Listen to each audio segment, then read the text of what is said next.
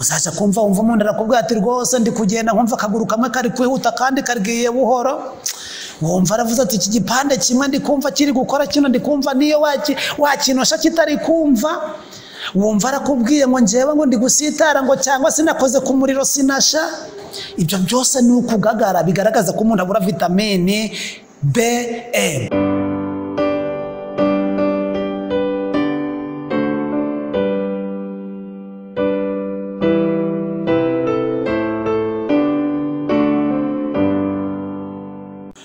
Reka tubashimire cyane ukuntu mukomeje kudukurikira, cyakoze tunabasaba kutwihanganira kuko hari haciyemo igihe tutaganira. Uwo mwari musanganwe muvugana murabizi tumaranye igihe, reka tugire icyo twongera kubabwira ku byigisho musanzwe mukurikirana. Reka rero muri uyu mwanya tubagezeho icyigisho cyiza, icyigisho kinogeye amatwi imibiri yacu, kugira ngo dukunde tugire imibereho myiza muri iyi si igoye, kugira ngo dukunde tugire imibereho yihanganye ugereranije n'uko isi ya none ibyifuza. Izina ry'Imana rero reka rikomeze guhabwa icyubahiro. Reka mbere kugira ngo tugire icyo tuvuga tubanze twasenga. Imana data idukunda twese, itarobanura ku butoni, izina ryawe niryubahwe. Turagushimye ko watwifurizaga ibyiza twe tukifuriza ibibi, ukadushiriraho igitambo cy'ikaruvari umaze kubona tumaze gushayisha kugira ngo twongere andi mahirwe uhimbazwe. Ni wowe rero ukiza indwara, ngaho dufashe muri ino minsi ya nyuma kuri izi ndwara n'ibyorezo, niba tugusabye mu izina rya Yesu, amen. Tugiye gusoma rero mu ncamake ni igitekerezo kigaragara mu gice cya 22 mu gitabo cyo gutegeka kwa kabiri, aho Uwiteka yashizeho amahirwe, ariko arongera avuga ngo amahirwe nanone yatubahirijwe hakurikizaho imivumo. Mu gutegeka kwa kabiri rero igice cya 28 umurongo wa 1 kugeza 14 ni amahirwe masa. Nimugira gutya muzabona ibi, nimukora gutya muzagira gutya, nimukora ibi amahirwe gusa. Ariko tugeze ku murongo wa 15 aravuga ngo ariko nutumvira Uwiteka Imana yawe. Naho hagiye harakurikiraho indwara zigiye zitandukanye, duhereye ku murongo wa 15 ngo ariko nugira umwete ukumvira Uwiteka Imana yawe ngo witondere amategeko yayo, iyi mivumo yose izakuzaho ikugereho. Umurongo wa 21 haravuga ngo igice cya 28 haravuga ngo Uwiteka azaguteza mugiga itakuvaho agezaho azagutsembera ugashira mu gihugu. Ngaho 22 Uwiteka azaguteza urusogobo n'ubuganga n'ububyimba bwaka n'umuriro. 27 ngo Uwiteka azaguteza ibishute nk'iby'Abanyegiputa no kuzana amagara n'ubuhere n'ibikono we kubivurwa. Ngaho 28 Uwiteka azaguteza ibisozi n'ubuhumyi n'ubuhungete. 35 Uwiteka azaguteza imikereve ikomeye cyane mu mavi n'ibishute bikomeye cyane ku maguru, we kubivurwa, ndetse azabiguteza bihere mu bworo bw'ibirenge bigeze mu gitwariro. Iyi ni incamake rero y'ibyo Uwiteka yavuze igihe cyose nitutumvira amategeko ye. Ariko amategeko ye ntabwo ari umutwaro, ni ukuremerezwa na Sekibi, ariko amategeko ye ni urukundo. Iyo usomye mu gitabo cyo Kuva cyangwa se Yimuka Misiri igice cya 20 usanga Uwiteka yaradukundaga, akaba ariyo mpamvu yadushiriho n'amategeko. Kandi koko n'abantu babanye neza usanga bafite ibintu badashobora guhemukiranaho ari abantu. Niyo mpamvu rero muri uyu mwanya tugiye kureba muri izo ndwara, indwara imwe rwose iteje impungenge, iteje inkeke. Iyo ndwara ni indwara y'umwijima. Umwijima ni inyama iba mu mubiri bugufi n'igifu, mu ruhande rw'ibumoso ahagana nko hejuru. Ni inyama isa n'umutuku wijimye, upima hafi 1.5 kilo. imirimo y'umwijima irenga 250 mu mubiri. Umwijima niyo mpamvu tujya turumva ngo indwara y'umwijima, tujye tumenya ko burya ari ibice hafi ya byose by'umubiri bigiye gufatwa. Niba umwijima ufite imirimo 250 irenga mu mubiri, byumvikane ko n'ikirinda nacyo kirenga 250 mu mubiri. Uw'ingenzi mu murimo umwijima ukora ni uwo kubika isukari no kuyohereza mu maraso. Ariyo mpamvu mumva indwara za diabete, indwara zigiye zitandukanye, kenshi ni umubiri cyangwa se ni inyama y'umwijima iba yamaze kwangirika. Niba umwijima ubika isukari ukabika nyinshi irenze urugero, ni ikibazo, aribyo tugiye kurebaho.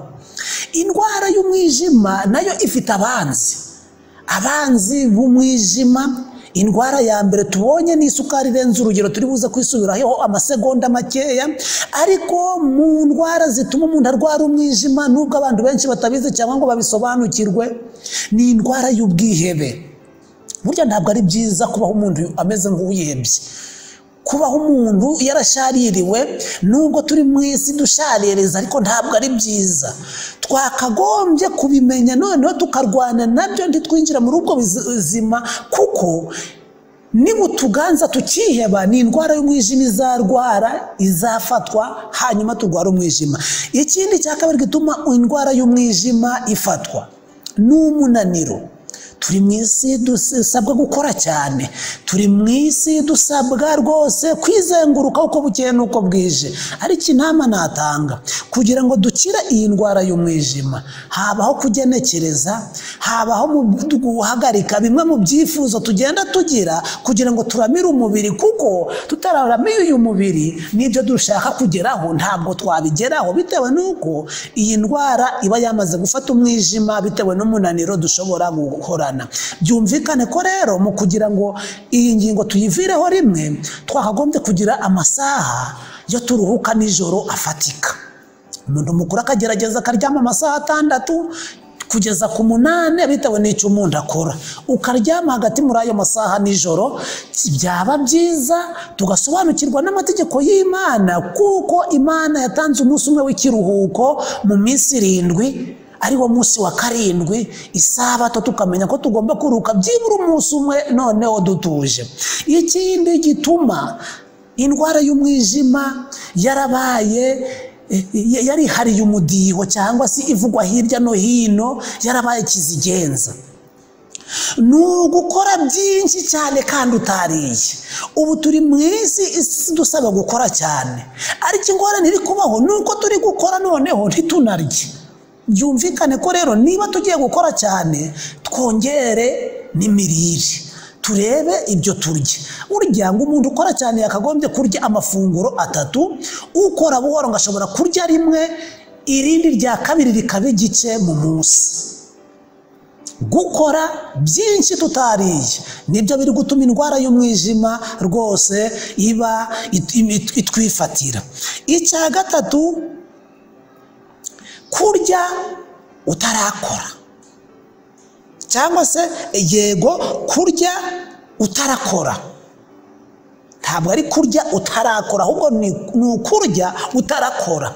Iyi nayo ni indi ngorane iri gutuma indwara y'umwijima ibaho. Abantu benshi bari kurya barangiza bakicara, abantu benshi bakarya barangiza bakaryama, abantu benshi bari kurya barangiza bagakona baratuje. Ariko ibyo byo kurya buryo ubundi ni nka esansi yakagombye gukora mu mubiri wose bikagabanuka, kuko turi kurya inshuro nyinshi, ibyo turiya bigasangamo ibindi, aribyo biri gutuma indwara y'umwijima rwose ubu ngubu itugeze kure.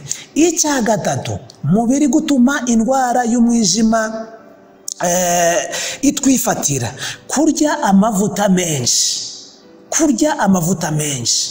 Ntabwo ari byiza burya guhorera amavuta. Umubiri uba ukeneye amavuta, ariko nanone iyo umuntu ayahoreye, iyo umuntu ahorereye kuri arya amavuta burya igifu bwacyo kugira ngo kiyakande aje kugira ibyo akora mu mubiri ntabwo byoroshye. Burya uko anyerera mu kanwa niko anyerera mu gifu. uko anyerera mu kanwa niko anyerera mu mara, aribyo bituma umwijima noneho udashobora kuyagira icyo yavanamo, ahubwo bikagenda bikazahinduka imyanda mu mubiri, mu gihe ururimi rwo igihe twayaryaga rwari ruri gushima, rwari ruryohewe, ariko umwijima nutaryoherwa, igifu ndikiryoherwe, indwara y'umwijima ntabwo tuzayikira. Ikindi kiri gutuma indwara y'umwijima yiyongera muri iki gihe turimo, inshuti bavandimwe, ni inzoga. Umubiri ukenera rukoro, mu ndimu habonekamo rukoro, mu mbuto nyinshi hagenda habonekamo rukoro, ariko none iyo tugeze kuri izi za rukoro z'inzoga zo aba ari nyinshi cyane, ku buryo iragenda zikaba nyinshi mu gifu, umwijima ukaba urukundo, uzivanamo intungamubiri, aribyo bintu biri gutuma umwijima rwose. Izi nama tuzikurikiranye twahangana nawo kandi tuwibitseho. Ikindi kiri gutuma umwijima utwibasira ni za foromaje, biriya byo kurya turi kurya byinshi, birimo za foromaje, amabureba, amamayoneze, biriya bintu ururimi ruri kubyishimira, ariko umwijima uri gutaka. Nshuti bavandimwe, rwose tube maso kuri ino ndwara, ariko ariyo mpamvu twateguye iki cyigisho kugira ngo tuganire kuri ino ndwara. Uwaba afite umuvandimwe, uwaba asayirwaye, rwose agerageze kugendera kuri izi nama, kuko zirafasha, zarasuzumwe ndetse zisuzumwa n'abaganga benshi babifitiye ubunararibonye mu kuzisuzuma. Ikindi kiri gutuma indwara y'umwijima ifata abantu benshi, yo iratangaje. Ahangaha we nino ndwara yo yaba yerekeje ku bantu bubatse cyangwa se n'abandi bagize uburenganzira batabiherewe uburenganzira, n'ugukora imibonano mpuzabitsina irengeje cyangwa se gusayisha mu mibonano mpuzabitsina. Ntabwo abantu benshi bazi ko imibonano mpuzabitsina ari umugisha Uwiteka Imana yahaye abubatse, ariko aho iri gukorerwa ku buryo burenze igihe kirekire, uri gusanga nayo iri kunaniza umwijima. Byo tuzabyimbikamo cyane nitugera ku mpyiko, noneho ni akarusho.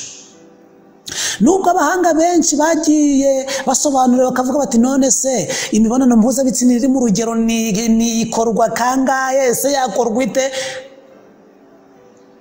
Umugabo umwe witwa Dr. Marigosa yavuze yuko ngo inshuro 3 mu cyumweru ngo zaba zihagije, ariko iyo usomye ibyanditswe nk'uko tuzanabireba turi kwiga indwara y'impyiko, ubundi ibyanditswe byo bivuga inshuro 3 mu cyumweru, kandi izo 3 nazo ngo burya ngo ntazakagombye kutubangamira igihe turagira ibihe by'amasengesho. Tuzayigarukaho rero.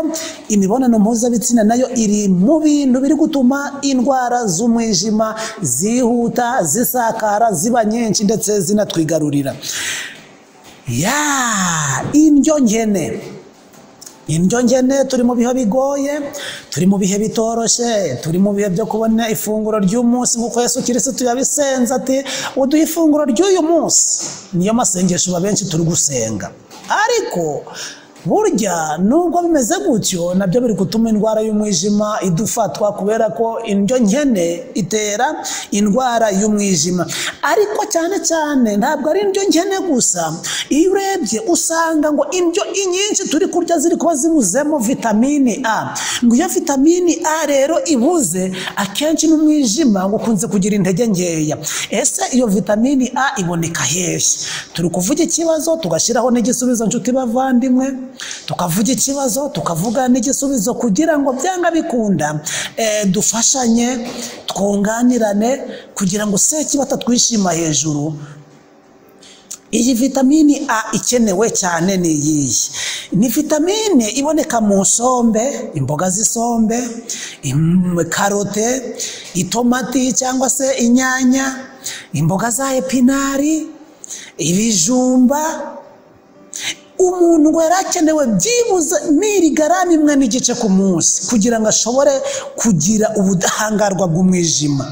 noneho mu bintu biri gutuma ino vitamini naka vitamini tumaze kurya kabonetse mwaziriya mboga, kuko hari ushobora kuvuga ati none siko mporera epinari, ko ntarya ibiryo birimo bibuzemo karoti, ko ntabura kurya ibiryo birimo ibijumba, none biterwa n'iki? Hari ikindi kintu kiri gutuma ino vitamini kiyirya. Umwanzi w'ino vitamini noneho, umwanzi wa vitamini A ni isukari mvaruganda irengeje urugero.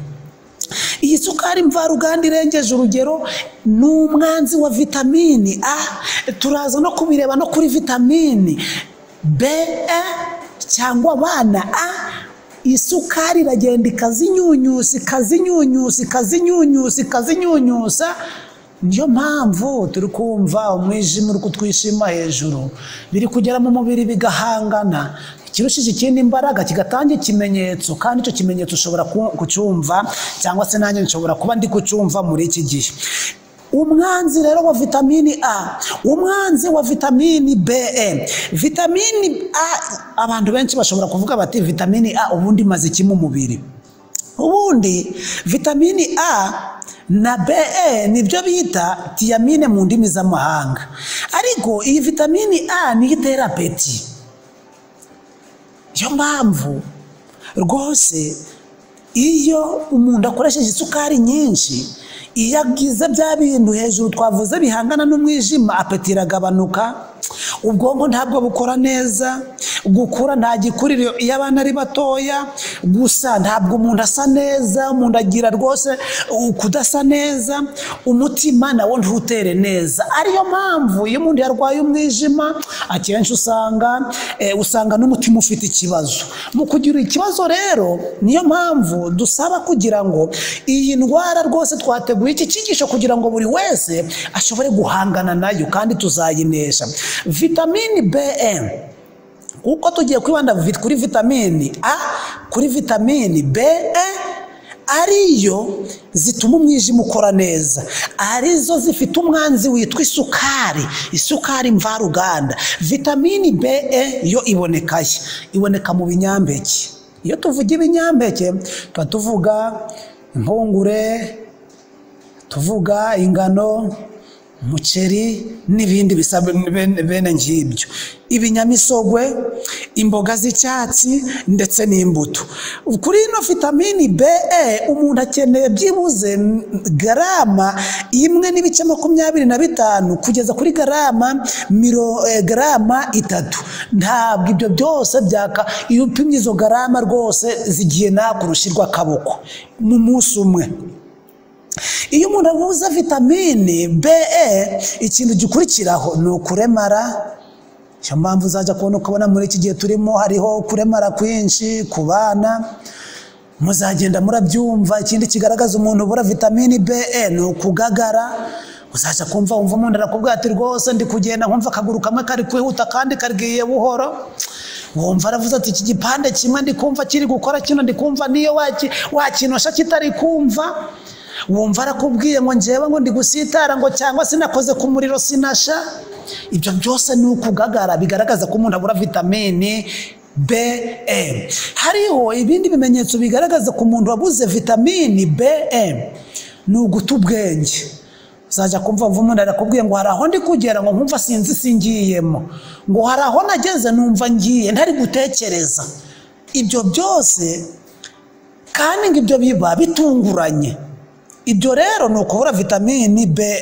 Ikindi kiranga umuntu wabuze vitamini B ni ugucika intege. Umuntu agahorana amavunane nta kintu yakoze, agahorana amavunane nta kintu cyamuciye intege, ni ikibazo cyo kubura vitamini B. Uriye rero biriya ibinyampeke, ibinyamisogwe, imboga z'icyatsi, imbuto, ukagerageza nuko bitoroshe, aho gutakaza ubuzima watakaza amafaranga. Iyo umuntu rero abuze vitamini A, iyo vitamini A ndetse na vitamini B iyo umuntu abibuze yakwireba akisuzuma, ese ikintu kigaragaza umuntu abibuze ni ikihe?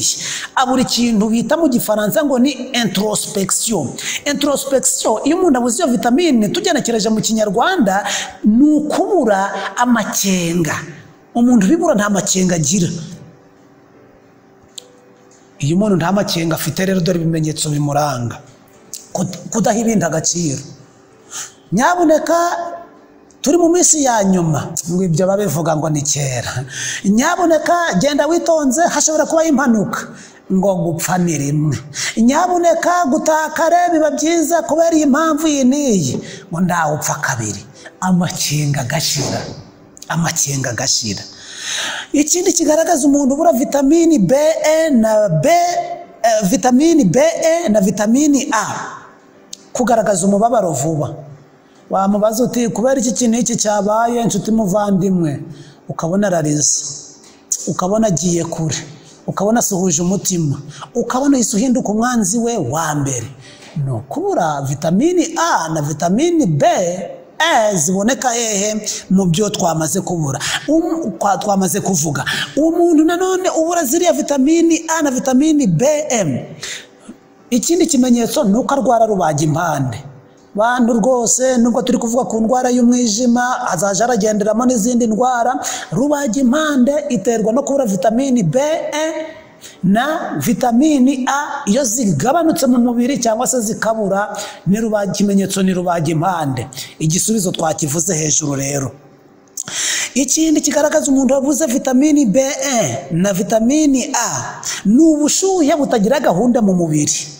Kumva umuntu aravuze ngo nari ndyamye ngo nsange mu cyocere cyandenze, ngo nari ndyamye ngo nsanga aho nari ndyamye hatose. Vitamini A, vitamini B iba yabaye ngeye. Ikindi kigaragaza umuntu ubura zino vitamini, mwibuke ko turi kuvuga ku ndwara y'umwijima, ni impungenge za buri kintu. Iyo umuntu abura vitamini A, vitamini B agira impungenge z'ikintu cyose. Wamubwira ikintu ngo cyenda kuba, ukabona arahangayitse cyane, ukabona agiye mu yindi si, ukabona agize ubwoba, akantu kose. Yemwe abantu nk'aba ntiyashobora kugenda hanze na nimugoroba. Iyo umubwiye ikibazo ukamubwira ngo dushake igisubizo, abonaga umwikoreje hafi 200 by'umutwaro. Impungenge.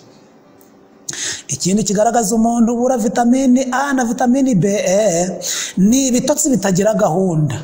Ukabona umuntu ahari hose ari guhondobera, ari gusinzira, mu bimufitiye inyungu ari gusinzira, mu byamubwiraho ingaruka ari gusinzira, mu byamukora ari gusinzira, mu byamushyira mu rupfu agasinzira. Vitamini A, vitamini B aba ari bikeye. Ikindi ni ukugira ikizungera, ko n'umuntu washatse kugwa, ashatse gufatiriza ahageze, ikizungera kimutunguye. Ikindi cyanyuma kigaragaza umuntu ubura vitamini B na vitamini A ni guhumbyaguza buri kanya.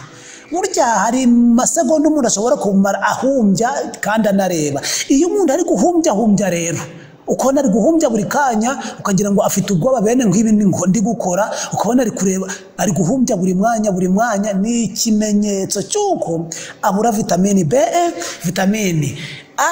Iyo bibuze byombi ni izi ngaruka zivamo, ariko ikimenyetso kikaba kivuturuka hehe? Ku mwijima watanze ibyo bimenyetso. Ese umuti mugari twakwifashisha kugira ngo duhangane n'iyi ndwara y'umwijima ni iyihe? Umuti twakwifashisha kugira ngo duhangane n'iyi ndwara y'umwijima ni iyihe? Nuko twaje afata igitunguru cya onyo kiriya gitukura, tukagikata ikiri mu rugero, tugakata n'indimu iri mu rugero, ibiyiko 2 by'ubuki, amavuta yerayo ibiyiko 2, hanyuma ukabikorogera hamwe, ukaja urarya 3 ku munsi, 3 mu cyumweru. Igitunguru cyabonye kiri mu rugero, dusubiremo, igitunguru, indimu iri mu rugero, ubuki ibiyiko 2, amavuta y'ibihwagari ibiyiko bibiri. Utabonye amavuta y'ibihwagari ugakoresha amavuta ya elayo, nayo ni ibiyiko bibiri agasimbura ibihwagari. Waje uraryaho 3 ku munsi kandi ukaryaho inshuro 3 mu cyumweru. Ukaje urihatira kurya radi, kugira igihe cyo kuruhuka, kugira ibihe bidahinduka byo kurya. Ugakunda kurya beterave, ugakunda kurya aritisho. Ibi byose birafasha kugira ngo duhangane n'iyi ndwara y'umwijima. Dusoza rero, iyi myanda igenda iba myinshi mu maraso iragenda igakurwamo n'umwijima. Byumvikana iyo umwijima wabaye wagize intege nkeya, imyanda iri mu maraso ntabwo umwijima ubasha kuyikuramo. Iyo myanda rero ibaye myinshi zikurikiza hamwe bihinduka, iyo cyangwa se zikaja hamwe cyangwa zikirunda hamwe bihinduka ururenda rushariye, akaba ari byo bikomeza kuremerera umubiri, cyane cyane umwijima. Iyo ikomeje kuba myinshi iyo myanda nihindukamo indwara mwumva ngo zagute, ngo asite, oyedeme. Izo ndwara zose ziza zishamikiye ku mwijima. Muri kumva ko rero indwara y'umwijima dufatiye runini, indwara ifata umwijima. Muri kumva ko umwijima ubwawo ufite umumaro kandi uwo mwijima ukaba udufatiye runini. Akaba ariyo mpamvu twabasha gukurikiza izi nama. Niba utayirwaye, niba ndayirwaye, ugafasha mugenzi wawe, ugafasha umuturanyi wawe uyirwaye, byaba byiza rero umugiriye inama kugira ngo inyama Uwiteka yaduhaye ikomeze ikora umurimo wayo mu mubiri, ikomeze ikora umurimo nk'uko Uwiteka yawutegetse, kandi tunagira ubuzima bwiza. Nibyo nabifuriza muri aka kanya, kugira ngo dukomeze tubungabunge umwijima, aho kugira ngo duhangane nawo twamaze gufatwa. Reka rero Uwiteka akomeze kuturindira mu miryango, kandi dukomeze natwe tufashe bagenzi bacu. Nibyo nabasabira nanjye ntisize mu izina rya Yesu Kristo. Amen. Reka dusenge. Data wa twese turagushimye, tugushimira yuko nubwo se kibi yagiye ateza indwara nyinshi, wagiye uratubera umuganga kandi ukaduha n'imiti. Reka ibyaremwe nabyo dukomeze kubireberamo imbaraga n'imbabazi utugirira. Reka izi nama ukomeza kutugira zibi zacu, mu gihe tukigutegereje ubwo uzagaruka tuzagusanganire turi benshi. Ibyo tugusabye mu izina rya Yesu. Amen.